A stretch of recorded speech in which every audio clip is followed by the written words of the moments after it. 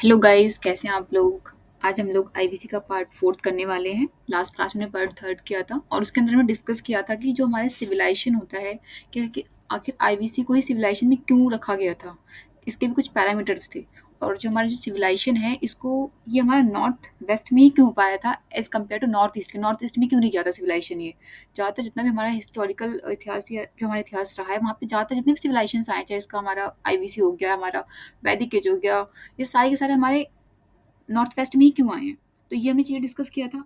हमने ये भी डिस्कस किया था कि किसी सिविलाइजेशन होने के पैरामीटर्स क्या क्या होते हैं।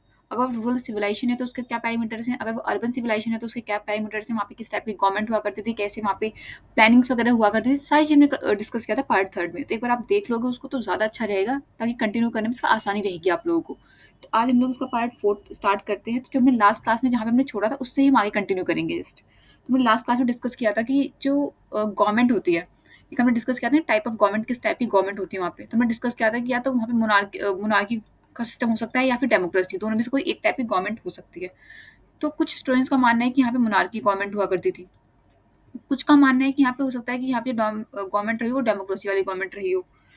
तो अभी ये क्लियर नहीं है, लेकिन हाँ, जब ये चैप्टर्स खत्म होगा, चैप्टर के लास्ट तक आते आते आपको ये चीज़ क्लियर हो जाएंगी यहाँ पे जो गवर्नमेंट थी वो कौन सी थी, मोनार्की चल रही थी यहाँ पे या डेमोक्रेसी चल रही थी। लेकिन यहाँ पे क्या था, कुछ चीज़ें जैसे मिली हैं जिसको मतलब कुछ हिस्टोरियंस बताते हैं कि हो सकता है कि ये जो है ना ये वहाँ के किंग रहे होंगे। जैसे आप ये देखो, ये जो है यहाँ पे ये वाली ये पिक्चर, इसमें आप देख रहे हैं कि यहाँ पे जो एक इंसान है, ये इसी पिक्चर जब वहाँ पे खुदाई करी गई थी, जो हमारे अलग अलग साइट्स थी, तो वहाँ पे हड़प्पा में जब खुदाई करी गई थी तो वहाँ पे इनका ये स्टैचू मिला था। तो कुछ लोगों का मानना ये है कि हो सकता है कि ये यहाँ पे वहाँ के किंग रहे हों, क्योंकि जैसे इनका ये लुकअप दिख रहा है पिक्चर में।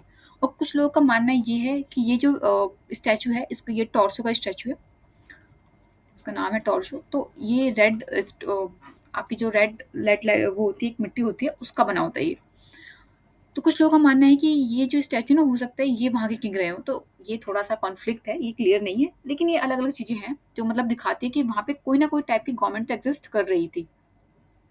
अच्छा, एक चीज और, वहाँ पे क्या था कि वहाँ पे ना एक सीटाडल टाइप का था। सीटाडल टाइप का जैसे आप यहाँ पे देख सकते हैं इस वाले पिक्चर में, ये जो है यहाँ पे एक लोअर पार्ट था और एक अपर सेक्शन था। तो 2 पार्ट वहाँ पे थे आईबीसी के अंदर। तो जो सीटाडल था ना ये इस टाइप का ऐसा ऐसा था, टाइप का कुछ इस टाइप से। अब इसको क्या कर रखा था, इसको फोर्टिफिकेशन कर रखा था। फोर्टिफिकेशन समझते हैं आप लोग? फोर्टिफिकेशन मतलब होता है, अगर हिंदी में बात करें तो इसका मतलब होता है घेराबंदी करना, किसी चीज़ को मतलब प्रोटेक्ट करने के लिए ऐसे टाइप का इसके चारों तरफ वॉल के दीवारें बना देना, इसको हम बोलते हैं फोर्टिफिकेशन। तो ये इन्होंने कर रखा था इसको प्रोटेक्ट करने के लिए, इस टाइप से। और यहाँ पे इसके जो 4 कॉर्नर्स थे, यहाँ पे मतलब इन्होंने सिक्योरिटी पोस्ट टाइप के बना रखे थे। तो ये माना जाता है कि हो सकता है ये जो सिक्योरिटी है ना, यहाँ पे हो सकता है किंग वगैरह रहा करते होंगे, क्योंकि जिस तरीके से यहाँ पे स्टैचूज मिले हैं अलग अलग, तो उसको देख के लोग बताते हैं। तो ये यहाँ पे है इसका गवर्नमेंट का।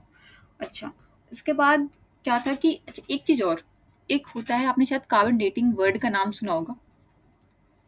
कार्बन डेटिंग इसका क्या मतलब होता है या फिर ये क्या होता है, ये भी एक इंपॉर्टेंट टर्म है, कभी-कभार इसमें क्वेश्चंस आ जाते हैं 1-2 नंबर्स के। तो देखो क्या होता है कार्बन डेटिंग, वो देखते हैं। कार्बन डेटिंग के अंदर क्या होता है कि ये एक केमिकल होता है और इसका क्या यूज़ होता है, ये जितने भी हमारे हिस्टोरिकल चीज़ें होती हैं, उसका हमें एक टाइम पीरियड पता लगाने के लिए इसका यूज़ किया जाता है। जैसे हमारा जो आर्कियोलॉजिकल सर्वे ऑफ इंडिया है, जब जितनी भी हिस्टोरिकल चीज़ें होती हैं, उसको पता लगाना होता है कि कोई चीज़ अगर उसको मिलती है, खुदाई की जाती है, कोई चीज़ मिलती है और पता लगाना होता है कि कितनी पुरानी है, कितने साल पुरानी चीज़ें हैं ये। तो ये क्या करता है, उस केमिकल्स के थ्रू पता करता है। तो जो कार्बन डेटिंग होता है ये, अच्छा जो कार्बन होता है ये हर लिविंग बीइंग के अंदर होता है, ठीक है? ये हर लिविंग बीइंग के अंदर होता है कार्बन। और इसकी जो एक हाफ लाइफ की अगर हम बात करें, मतलब इसकी जो हाफ लाइफ होती है वो होती है 5000 ईयर। कितनी होती है इसकी हाफ लाइफ? 5000 ईयर होती है। मतलब ये 5000 ईयर होने के बाद इसकी हाफ लाइफ खत्म होती है इस कार्बन डेटिंग की। और ये हर लिविंग बीइंग के अंदर होता है, चाहे कोई अगर फॉर एग्जांपल कोई मर भी जाता है तो हम 5000 साल के बाद उसको बता सकते हैं कि हाँ इस पर्सन का था ये, ऐसे करके। या फिर ये जो बॉडी है या फिर जो भी है वो इतने साल पुरानी है, ये देख करके हम बता सकते हैं इस केमिकल के थ्रू, इस केमिकल की हेल्प से। तो ये होता है कार्बन डेटिंग। अच्छा, और इसके हम अगर बात करें जैसे और कितने साल पुरानी चीज़ तक के पता लगा सकता है कार्बन डेटिंग का जो केमिकल होता है, या इसके थ्रू हम कितने साल पुरानी चीज़ों का पता लगा सकते हैं, तो कम से कम जो 10,000 साल पुरानी चीज़ें होती हैं, 10,000 साल पुरानी एक मायने रखता है, इससे पुरानी चीज़ों का पता लगा सकता है ये। मतलब इससे भी ज़्यादा कोई चीज़ पुरानी है तो पता लगा सकते हैं कार्बन डेटिंग के थ्रू। तो एक बहुत इंपॉर्टेंट टर्म थी, इसलिए डिस्कस कर लिया आप लोग के साथ। अच्छा, अगर हम बात करें जैसे अगर फॉर एग्ज़ाम्पल जनरल सा क्वेश्चन है कि जैसे स्टडीज़ किया होगा आपने पहले भी शायद इसको, तो वहाँ पे बहुत सारे हम लोगों को मेटल्स वगैरह मिले थे। तो एक मेटल हमारा आता है आयरन। तो क्या आईवीसी की जब खुदाई की गई थी या फिर जो आईवीसी के जब हम लोगों ने जिसमें पढ़ा हमने, तो क्या वहाँ पे हमें आयरन कोई मेटल मिला था या कोई मेटल जो आयरन हो ऐसा कुछ मिला था? इस पे एक बार क्वेश्चन आया हुआ था कि जब आईवीसी का मेटल्स पे क्वेश्चन था कि क्या आयरन जो है हमें आईवीसी के साइड्स में मिला था? तो इसका आंसर है नहीं, क्योंकि आईवीसी के टाइम पे अ, हमें आयरन मिला ही नहीं था। उस टाइम पे आया ही नहीं था। ये तो हमारा लेटर वैदिक एज में आया है जाकर के। चलो, अच्छा एक चीज़ और देखते हैं। यहाँ पे क्या था, यहाँ पे टाउन प्लानिंग कैसे हुआ करती थी? तो वो देखते हैं। ये नोट कर लो आप लोग, उसके बाद फिर यहीं पे देखते हैं टाउन प्लानिंग कैसे हुआ करती थी।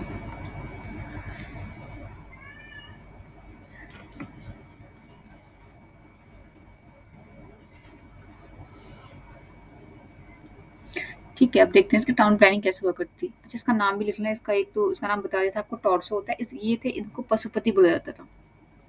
ठीक है, इनका नाम था पशुपतिनाथ।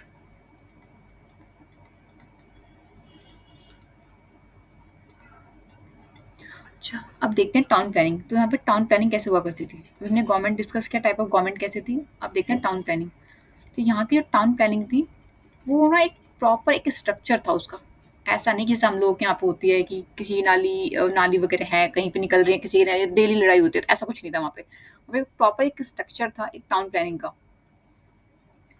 ठीक है, तो यहाँ पे आप देख लो, जैसे ये कुछ पॉइंट्स लिख लो ताकि पता रहे। जैसे यहाँ पे जो टाउन प्लानिंग थी, एक उसका एक प्रॉपर स्ट्रक्चर था, मतलब प्रॉपर स्ट्रक्चरल टाउन प्लानिंग थी। अच्छा, वहाँ पे क्या था कि जो लोगों की, जैसे हम बात करें, जो घर वगैरह की जो डिज़ाइन हुआ करती थी, वो रेक्टेंगुलर शेप में हुआ करती थी। ठीक है, तो यहाँ पे लिख लो कि जो टाउन प्लानिंग हुआ करती थी, उनकी रेक्टेंगुलर टाउन प्लानिंग हुआ करती थी। यहाँ पे क्या होता है, जैसे हम लोगों के आसपास क्या होता है कि कोई कैसे भी घर बना ले, कोई किसी का ऐसे डिजाइन में जा रहा है, किसी का ऐसे जा रहा है, कोई तरीका नहीं, किसी की गाड़ी किसी घर के सामने खड़ी हुई, बहुत सारी प्रॉब्लम करते हैं यहाँ पे। तो ऐसा नहीं था यहाँ पे। यहाँ पे प्रॉपर स्ट्रक्चर था कि एक घर ऐसे है, फिर दूसरा घर ऐसे होगा, ताकि किसी को प्रॉब्लम ना हो और आराम से सब लोग वहाँ पे रहें। ऐसे करके टाउन प्लानिंग हुआ करती थी। तो यहाँ पे लिख सकते हो आप, ये जो इनका जो टाउन प्लानिंग का जो स्ट्रक्चर था वो रेक्टेंगुलर था। ठीक है, आप लिख लो रेक्टेंगुलर टाउन प्लानिंग हुआ करती थी। अच्छा, अगर हम बात करें कि एक हमारी टाउन प्लानिंग, एक जनरल सा क्वेश्चन है कि अगर मान लो कोई टाउन है हमारा, वो रेक्टेंगुलर है, ठीक है, और एक मान लो रेक्टेंगुलर नहीं है, ऐसे ही स्ट्रक्चर उसका इरेगुलर शेप का, मान लो कुछ इस टाइप का कुछ स्ट्रक्चर है किसी टाउन प्लानिंग का। तो अगर हम बात करें डेवलपमेंट की, तो ज़्यादा या प्रॉपर डेवलपमेंट कहाँ पे होगा? यहाँ पे होगा या फिर यहाँ पे होगा? बताओ, कहाँ पे होगा? अब देखो, ये रेक्टेंगुलर है। अगर मान लो फॉर एग्जांपल सेंटर में कोई भी है या कोई भी गवर्नमेंट है, कोई पावर है, तो यहाँ से हर जगह कंट्रोल कर सकती है और ईज़िली कर सकती है, हर कोने में जाके कर सकती है, हर कॉर्नर में। कहीं भी जाना होगा, बीच में रहेगा, मान लो कोई प्रॉब्लम हो गई या फिर यहाँ पे मान लो कोई पुलिस है, उसको जाना है इस वाले कॉर्नर पे, तो जितना डिस्टेंस उसका यहाँ से यहाँ तक का, उतना डिस्टेंस यहाँ से यहाँ तक का रहेगा, आराम से जा सकता है और इतने सारे एरिया को पूरा आराम से कवर कर सकता है। लेकिन अगर हम बात करें जो इरेगुलर शेप का जो हमारा टाउन प्लानिंग रहेगी, वहाँ पे क्या होगा, मान लो गवर्नमेंट अगर इस साइड है, तो यहाँ का डिस्टेंस तो नॉर्मल है, वो आराम से कर सकते हैं, लेकिन उसको इतना दूर जाना हो तो पॉसिबल नहीं होगा उसके लिए।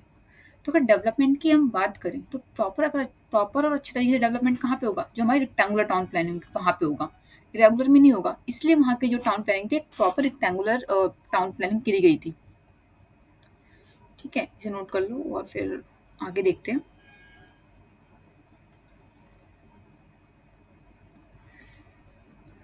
अच्छा, इस टाउन प्लानिंग में कुछ और सब पॉइंट्स पहले डिस्कस करते हैं, उसके बाद हम थर्ड पॉइंट देखेंगे कि जो टाउन प्लानिंग थी और उसके क्या-क्या फीचर्स थे वहाँ पे। पहले हमने देखा कि रेक्टेंगुलर टाउन प्लानिंग्स थी। अच्छा, और उसके बाद हमने देखा कि रेक्टेंगुलर टाउन प्लानिंग में भी जो हमारा एक इरेगुलर शेप और जो रेक्टेंगुलर शेप है, दोनों में जो प्रॉपर डेवलप होगा रेक्टेंगुलर में होगा। उसके बाद एक पॉइंट और देखते हैं यहाँ पे कि जो यहाँ के जो रोड्स हुआ करते थे, वो क्या करते थे? वो क्या करते थे, एक दूसरे को जो रोड होते थे वो कट करते थे परपेंडिकुलर। परपेंडिकुलर समझते हैं?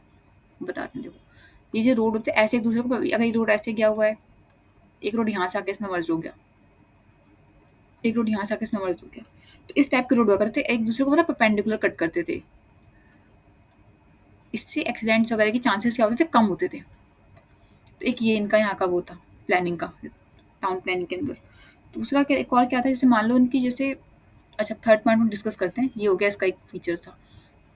यहाँ के जो, अगर हम बात करें रोड्स की हमने बात कर ली, अब हम बात करते हैं जैसे इनके यहाँ का जो पूरी सिटी थी, जो इनका पूरा-पूरा शहर था, वो पूरा-पूरा फोर्टिफाइड था। मतलब बाहर से अगर कोई आना चाहे, तो विदाउट परमिशन ऐसे नहीं आ सकता। फोर्टिफाइड कर रखा था इन्होंने पूरा अपनी सिटी को।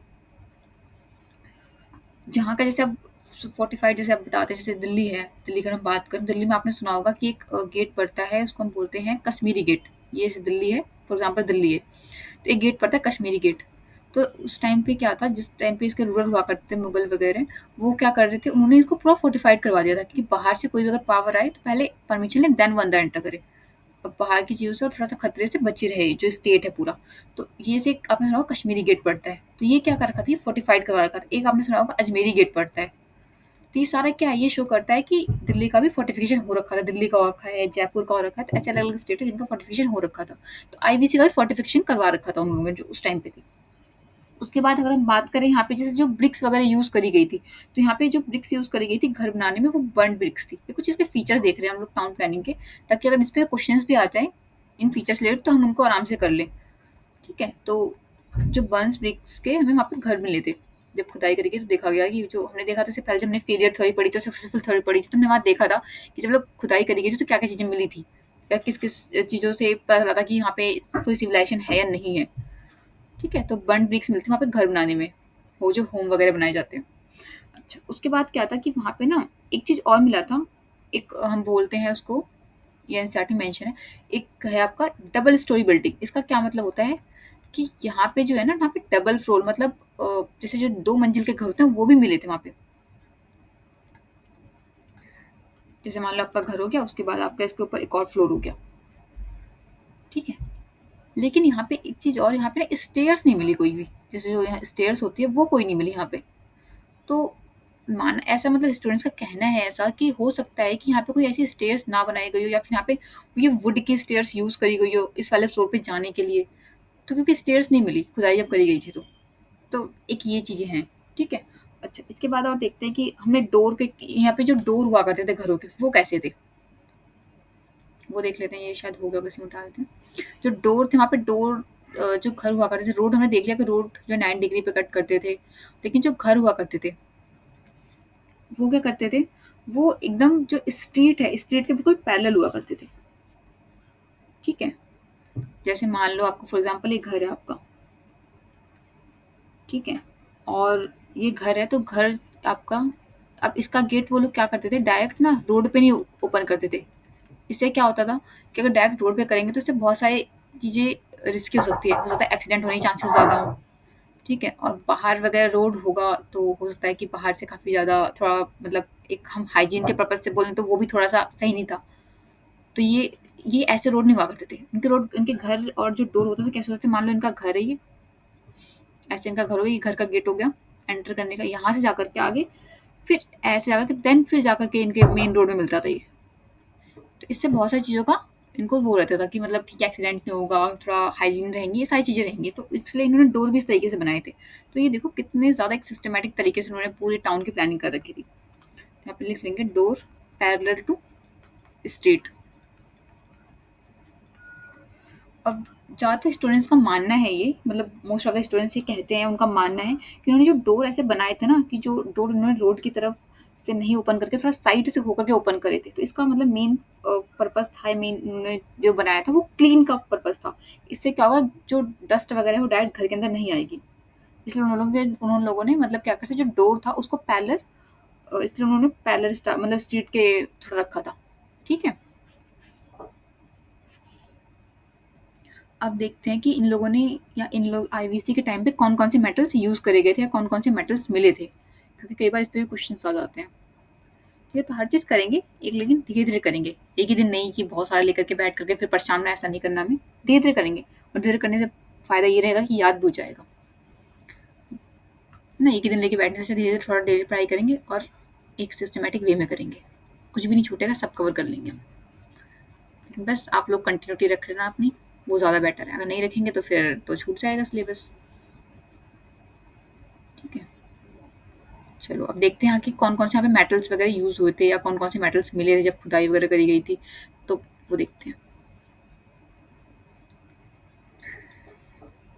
या कौन-कौन से मेटल्स ये यूज़ करते थे।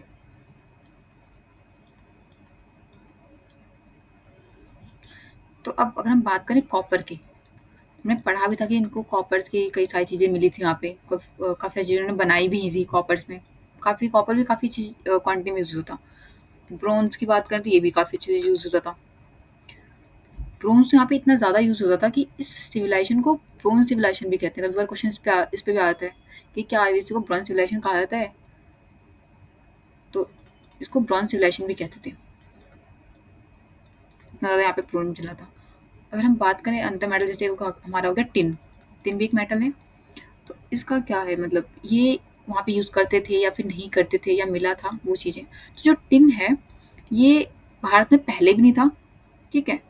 मतलब आज भी नहीं है भारत में, पहले भी नहीं था। ये भारत पहले भी इम्पोर्ट करता था और आज भी इम्पोर्ट करता है इसको। तो ये मेटल यहाँ पे नहीं था, इसको इम्पोर्ट करा जाता था। अच्छा, उसके बाद देखते हैं, अगर आयरन की बात करें तो हमने आयरन देखा कि आयरन तो हमें बिल्कुल भी नहीं था। इस पे क्वेश्चन आ भी चुका है एक बार कि आयरन यहाँ पे है था या नहीं था। तो ये बिल्कुल भी नहीं था आयरन, क्योंकि आयरन का मतलब ही होता है डेवलपमेंट। अगर आयरन आ जाएगा तो आयरन से, जैसे जब आयरन आया था तो काफ़ी ज़्यादा डेवलपमेंट हुआ था। तो उस टाइम तो आयरन था ही नहीं यहाँ पे, या इनको उस टाइम पे ये मेटल था ही नहीं यहाँ पे, बाद में आया था ये। और एक चीज़ और, एक साइंस की टर्म आती है मेटलर्जी। मेटलर्जी क्या होती है? मेटलर्जी होते हैं 2 मेटल्स को, मतलब एक 2 टाइप के 2 मेटल्स होते हैं और उन मेटल्स को मिला कर के कुछ थर्ड मेटल या एक हार्ड मेटल बनाया जाता है, उसे मेटलर्जी कहते हैं। तो यहाँ पे क्या था, मेटलर्जी का जो कॉन्सेप्ट था, आईवीसी के लोग वो नहीं जानते थे। इनको नहीं पता था कि मेटलर्जी क्या होता है या फिर 2 मेटल्स को मिला कर के कोई थर्ड मेटल या कुछ हार्ड मेटल हम लोग बना सकते हैं, ये बिल्कुल नहीं जानते थे। तो यहाँ पे जितने भी मेटल्स मिले हैं ना, सारे के सारे पूरे के पूरे प्योरेस्ट मेटल हैं। सारे के सारे मेटल प्योरेस्ट हैं, जितने भी मेटल्स मिले हैं।